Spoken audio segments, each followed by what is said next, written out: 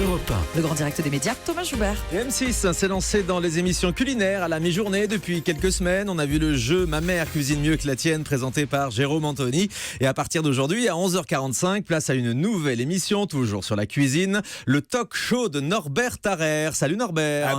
Bonjour Thomas, bonjour. Merci Vous allez bien, ça va d'être bien. avec nous en ce lundi de Pâques sur Europe 1. Nous sommes bien en direct. On le prouvera encore après 10h, puisque vous répondrez aux questions des auditeurs. Je viens de trouver, moi j'étais chercher le chocolat là, dès le matin. Vous avez fait la chasse aux œufs, j'étais à la chasse exactement. aux œufs dans le jardin. Voilà, On retrouvera dans la Social Room, le grand direct, ça continue donc sur Internet. Vous pourrez nous suivre en Facebook Live. Vos questions, vous les posez dès maintenant sur la page Facebook du Grand Direct ou sur Twitter avec le hashtag LGDM. Vous répondrez à tout, Norbert, évidemment. On peut vous poser toutes vos questions, toutes les questions. Vous savez, moi je suis sans langue de bois, je répondrai à tout avec l'entière transparence. Et c'est pour ça qu'on vous aime. Alors, talk show, ça commence ce midi sur M6. Qui a trouvé ce titre? C'est vous? Non, ce n'est pas moi, c'est Studio 89 qui a trouvé le titre. La société de production. Je voulais pas forcément qu'on y mette mon nom, parce que je pense que c'est une émission qui doit être commune à tous, parce que je ne suis pas tout seul sur l'émission. J'ai 4 chefs avec moi, des chefs brillants qui viennent de différents horizons de la cuisine, du street food, de la street food, de l'étoilé Michelin, en passant par du bistrot. Des profils très différents. Et donc, ils proposent des défis culinaires. Alors voilà, c'est simple. C'est le même ADN que je fais depuis 5 ans entre Norbert et Jean le Défi et Norbert Commis d'Office. On m'envoie des défis, je les sélectionne moi-même parce que je fais partie aussi de l'édito. Ça, c'est peut-être la différence aussi de. Vous n'êtes cette pas un émission. simple présentateur? Non, je fais partie de l'édito. J'aide.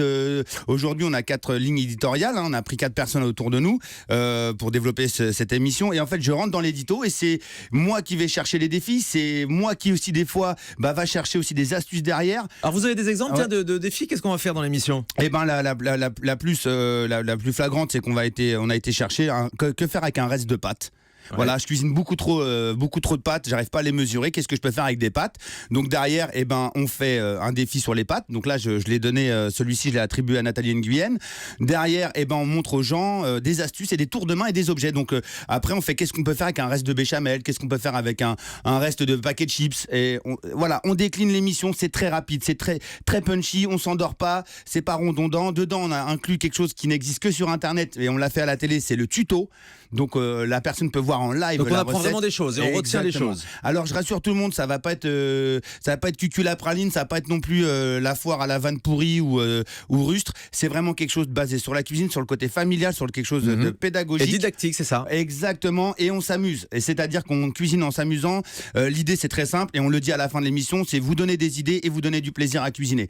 Aucune frustration, aucun problème, on répond à tout et on est en totale transparence. C'est-à-dire que des fois les défis, comme on voit que la personne qui nous a donné le défi trouve ça super bon, et on va chercher des gens dans le public parce que le 6e chef en fait dans cette émission, c'est le public qui interagit énormément avec nous et on va les chercher, on les ramène avec nous et on fait déguster comme ça. Et les chefs ne sont pas du tout au courant, ils sont pas du tout mis au courant. Donc, tout peut se passer dans cette émission. Ça faisait longtemps que vous aviez cette idée. Moi, j'entends parler depuis 3 ans. C'était même à se demander si ça allait arriver un jour à l'antenne. Je l'avais annoncé là avec la personne que vous avez remplacé, Morandini. Voilà, je suis très content. Pourquoi? Parce que ça montre encore une fois qu'M6 a cette force de pouvoir prendre des gens pas connus et de les mettre à la télé, de les mettre à l'antenne, parce que M6 veut toujours montrer la réalité de la vie et ils ne peuvent pas avoir ça avec des animateurs qui sont formés pour ça. Oui, il leur faut des experts. Exactement.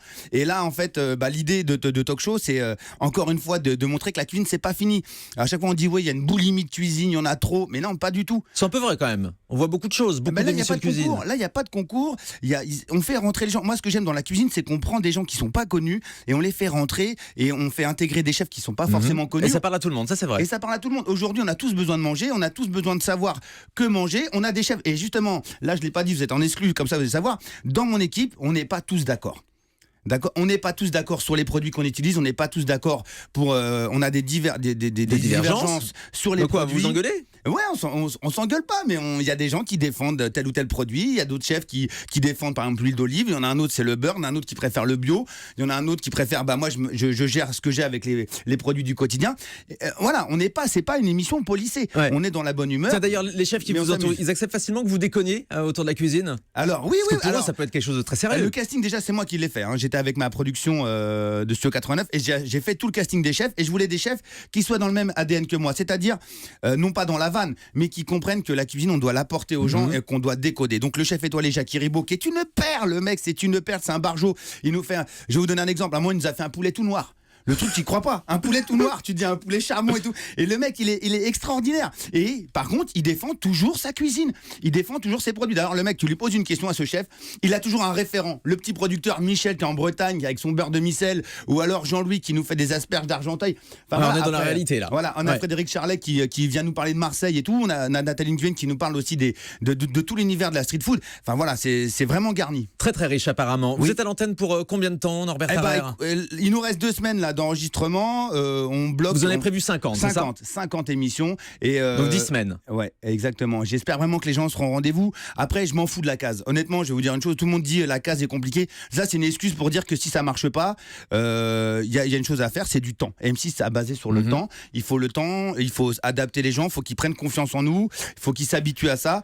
L'émission qui vous a précédé, Ma mère cuisine mieux que la tienne, n'a pas très très bien marché. C'est vrai, vous l'avez vu, vous, cette émission? Ouais, je l'ai vu. Alors déjà, je salue Jérôme et Stéphanie parce qu'ils nous ont chauffé la place.